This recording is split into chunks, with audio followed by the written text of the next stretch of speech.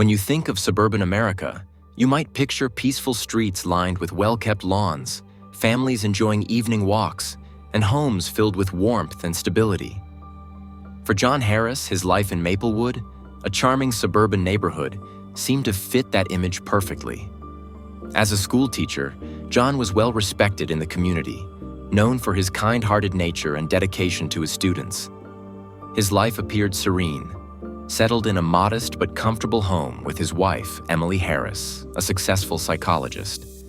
They were the ideal couple, always seen together at community events, projecting a sense of unity and love. Their relationship seemed unbreakable from the outside. Emily was beautiful and intelligent, with a captivating wit that drew people to her. At 38, she had built a thriving career as a therapist, helping patients navigate their emotional struggles. Behind her charming smile and polished demeanor, Emily exuded a calm professionalism. To John, she was his anchor, a woman who stood by him through thick and thin.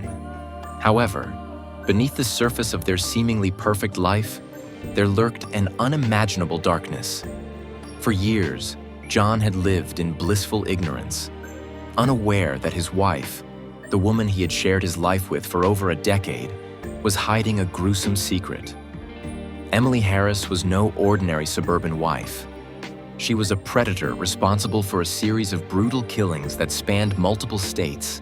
This is the chilling story of how John Harris uncovered the horrifying truth about the woman he loved and the terrifying consequences that followed. John first met Emily while attending a teaching seminar in New York City. Emily, a strikingly attractive woman with an infectious smile, was there to deliver a talk on mental health and education. Their first encounter was by chance, but it felt destined. John had bumped into her while waiting in line for coffee, and their conversation sparked an instant connection. They shared a love of books, a passion for helping others, and a mutual appreciation for life's quieter moments. By the end of the seminar, John was smitten, and Emily seemed to share his feelings. Their courtship was whirlwind yet natural, as though they had always known each other. Emily's easygoing personality made her the center of attention in any room, yet she seemed most at ease when it was just the two of them. She often spoke about her work as a therapist and how passionate she was about helping people overcome trauma. John admired her dedication, impressed by her empathy and desire to make the world a better place. After a year of dating, they married in a small ceremony surrounded by close friends and family. Life seemed perfect. They settled in Maplewood, where John had accepted a job at the local high school, and Emily opened her private practice. John felt like the luckiest man alive. He had a job he loved, a beautiful wife who was as dedicated to her career as he was to his, and a home in a community that embraced them both. Emily, with her caring nature and sharp intellect, appeared to be the epitome of goodness. But there were things about Emily that John chose to ignore. Small, unsettling details that, in hindsight, should have raised alarm. As the years passed, John began to notice certain oddities in Emily's behavior, though he dismissed them at the time as quirks or the result of her stressful job. Occasionally, she would return home from her sessions visibly drained, her face pale and her hands trembling slightly. When John asked her about it, she would explain that her patients had particularly harrowing stories, and as a therapist, she carried their burdens with her. John, ever understanding, sympathized and never pressed further. However, there were darker moments too. On more than one occasion, Emily seemed to grow distant and emotionally detached, especially after extended trips to conferences or retreats related to her work. John chalked it up to exhaustion, but deep down, he couldn't shake the feeling that something more was happening. At night, Emily's sleep was often disturbed by what John assumed were nightmares. She would toss and turn, mumbling incoherently, sometimes waking up in a cold sweat. When he asked her about it, she would brush it off, claiming it was just stress from her practice. Emily also seemed to develop a strange obsession with certain news reports, specifically those involving unsolved murders. She would watch the coverage intently, her expression unreadable, often lingering on the details longer than seemed necessary. When John mentioned it in passing, Emily would deflect, claiming it was part of her fascination with the human mind and criminal psychology, an interest not uncommon in her field. Once again, John trusted her explanation and dismissed his discomfort. Yet these subtle signs persisted, nagging at the edges of John's consciousness. He loved Emily deeply and couldn't imagine that anything could be seriously wrong. After all, they shared everything, or so he thought. It wasn't until years later that John's carefully constructed world began to unravel. It started with a seemingly innocuous event. John needed to retrieve an old family album from the attic. As he rummaged through boxes, he came across an old, unmarked suitcase hidden behind stacks of unused furniture. The suitcase piqued his curiosity. It wasn't something he recognized, and its presence seemed odd.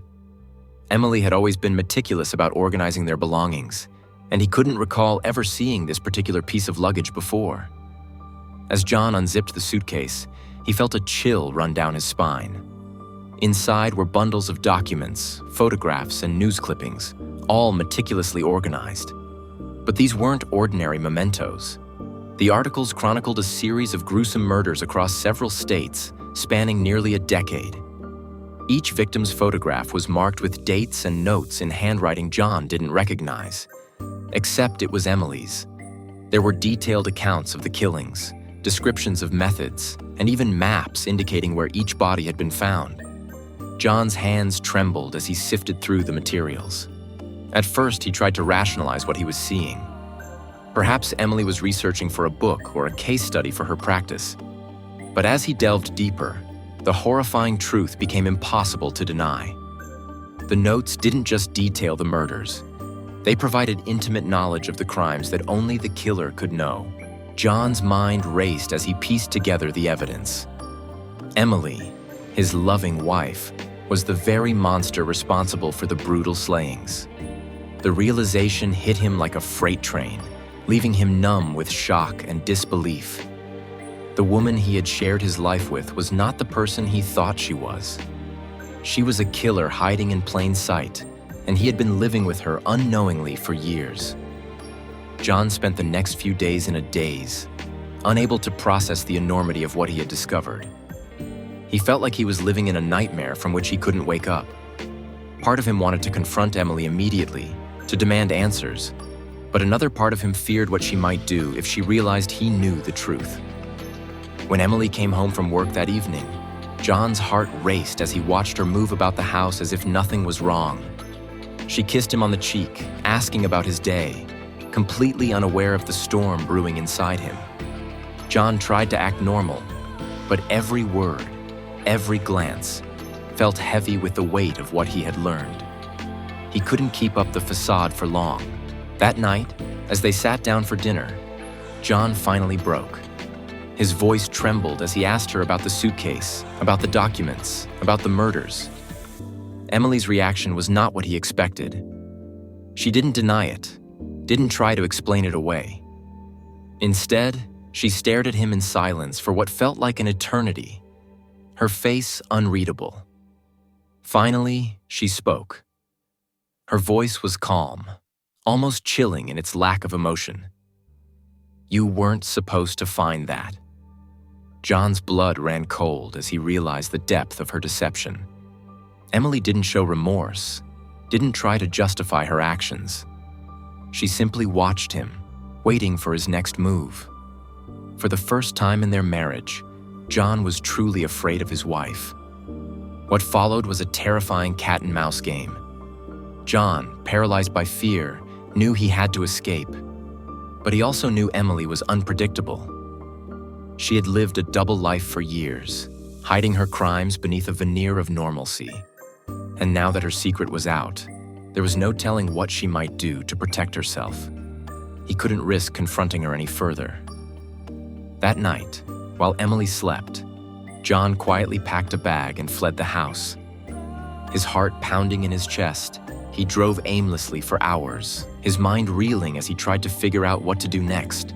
John couldn't go to the police without solid evidence. They would never believe that a respected psychologist like Emily could be a mass murderer. And even if they did, He had no idea what she was capable of doing to him if she discovered he had gone to the authorities.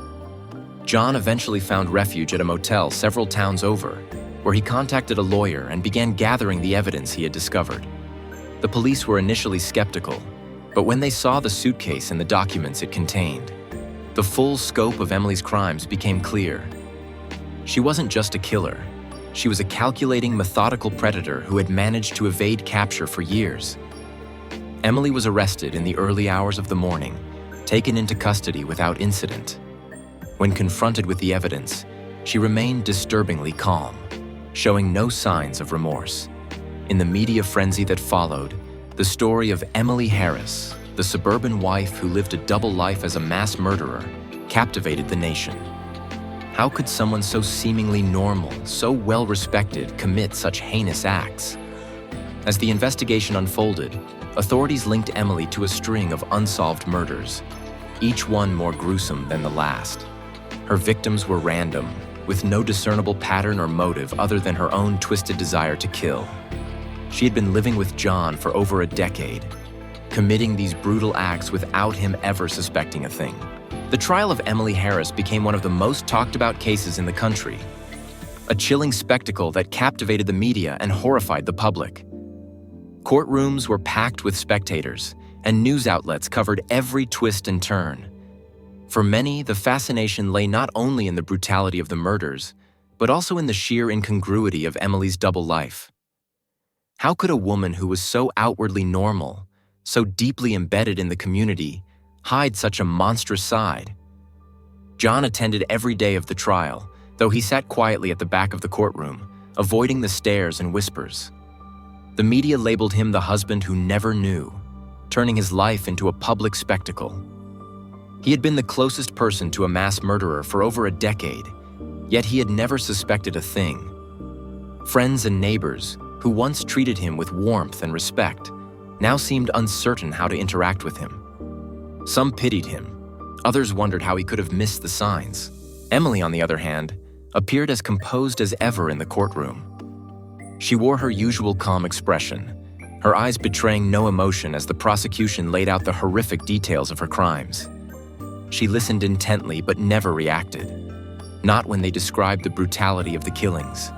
Not when they presented the photographs of the victims. Not even when her own husband was called to the stand to testify. It was as if the gravity of her actions didn't reach her. The prosecution painted Emily as a cold, calculating psychopath who derived pleasure from the suffering of her victims. They detailed her meticulous planning, the way she stalked her targets, innocent men and women whom she selected at random, and the gruesome methods she used to kill them. There were no patterns, no specific demographic, just violence for violence's sake.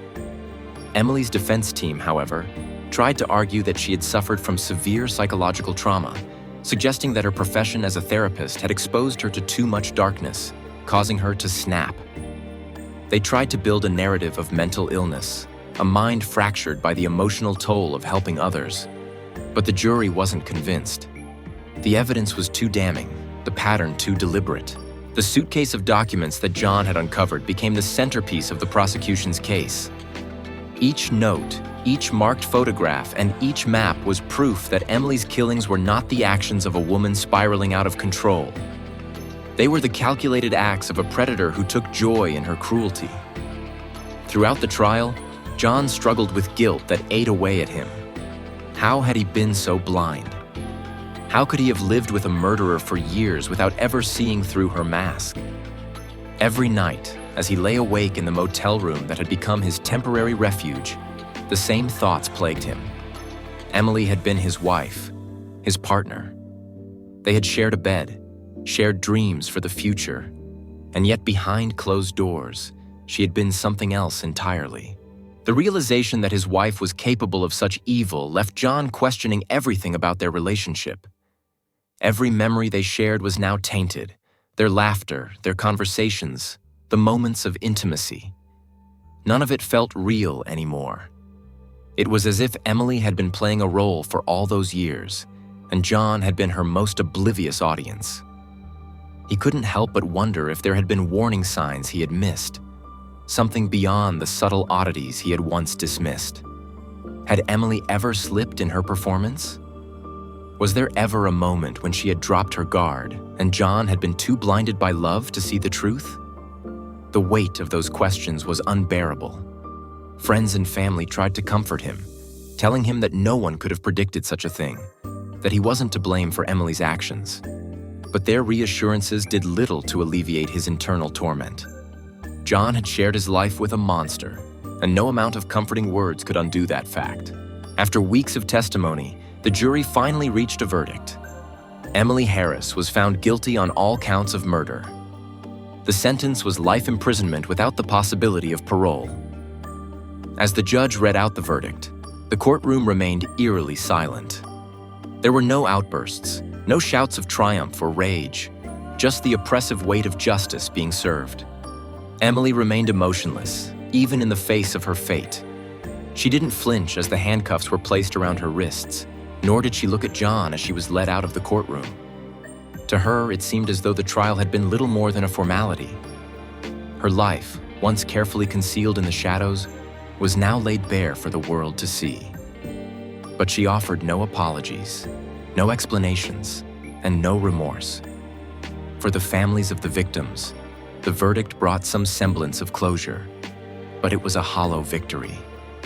Their loved ones were still gone, their lives brutally cut short by Emily's cruelty. No prison sentence could undo that loss. In the aftermath of the trial, many of the victims' families reached out to John, offering him words of support and understanding. They knew that he too had been a victim in his own way. After the trial, John's life changed in ways he could never have anticipated. He left Maplewood, unable to bear the stares and whispers that followed him wherever he went. The house he had once shared with Emily became a place of nightmares, and he couldn't bring himself to step foot in it again. He sold it quickly, taking only the bare essentials with him, and moved to a small town miles away, hoping to escape the shadow of Emily's crimes. But no matter how far he ran, the memories followed him. He struggled with trust, unable to shake the fear that the people around him could be hiding their own dark secrets. Relationships became impossible. Every smile, every kind gesture felt suspect. John found himself isolated, drowning in his own thoughts, unable to find peace. He tried therapy, hoping to untangle the knots of guilt, grief, and disbelief that had formed in his mind. But it was a slow process. How do you reconcile the fact that the person you loved was never who you thought they were? How do you move on from the knowledge that the life you built together was based on a lie? In his loneliest moments, John would sometimes wonder if he could have done something, anything, to prevent the horrors that Emily had committed. It was an irrational thought, but it gnawed at him nonetheless. Maybe if he had asked more questions, if he had pushed harder when she came home with those unexplained bruises or distant looks, he could have stopped her. Maybe some of those victims would still be alive. Emily Harris's story left a lasting scar not only on John, but on the community of Maplewood and beyond. Her case became a symbol of the hidden darkness that can lurk behind the most familiar of faces. For psychologists and criminologists, it raised chilling questions about how someone so skilled in understanding the human mind could use that knowledge to manipulate and kill without detection for so long. In the years following her conviction, there were countless documentaries, books, and articles dissecting Emily's crimes, each trying to understand how such evil could have remained hidden in plain sight. John, however, refused to participate in the media circus. He wanted nothing more than to leave that chapter of his life behind, though he knew it would forever be a part of him. The story of Emily Harris serves as a sobering reminder that evil doesn't always wear a recognizable face. It can hide behind charm, intelligence, and the facade of normalcy. John's journey from a loving husband to the unwitting partner of a mass murderer is a testament to how easily deception can weave itself into our lives without us ever realizing it. Ultimately, John learned that no one truly knows the depths of another person's mind. Trust, while essential to human relationships, can be fragile and easily exploited by those with darkness in their hearts. His life, once simple and full of love, became a cautionary tale. a reminder that sometimes the monsters we fear are not lurking in the shadows, but living right beside us. Years passed, and John slowly began to rebuild his life. Though the scars of his past remained etched in his soul in his new town, he lived quietly, choosing a life of solitude far from the media frenzy and public scrutiny that had once consumed him. He found solace in nature, taking long walks in the woods and spending time by the lake. It was during these quiet moments that John began to reflect on his life, not with bitterness, but with a deeper understanding. He realized that while he could never erase the past, he could learn from it. He started writing a journal, documenting his thoughts and feelings, hoping that putting his experiences into words might help him make sense of them. Over time, the act of writing became therapeutic, a way for him to process his trauma and begin to heal. John also found comfort in helping others. He volunteered at local shelters and community centers, using his experience to support those going through their own struggles. It was through these acts of kindness that he started to rebuild his sense of purpose and regain a semblance of normalcy. One day, while walking by the lake, John met a woman named Sarah. She was kind, empathetic, and had a gentle spirit that reminded him of the good in people. They began to spend time together, sharing stories and finding solace in each other's company. For the first time in years, John felt a glimmer of hope for the future. As their friendship grew, John confided in Sarah about his past. He told her about Emily, the trial, and the years of pain and isolation that followed. Sarah listened without judgment, offering him the understanding and support he had longed for. With her help, John began to see that he could move forward, that he could build a new life despite the shadows of his past. This has been another episode of Shadowed Secrets, where we explore the darkest corners of the human mind and the crimes that shock the world. Remember to subscribe and hit the notification bell to stay updated on all our latest episodes. Until next time, stay safe and keep your loved ones close.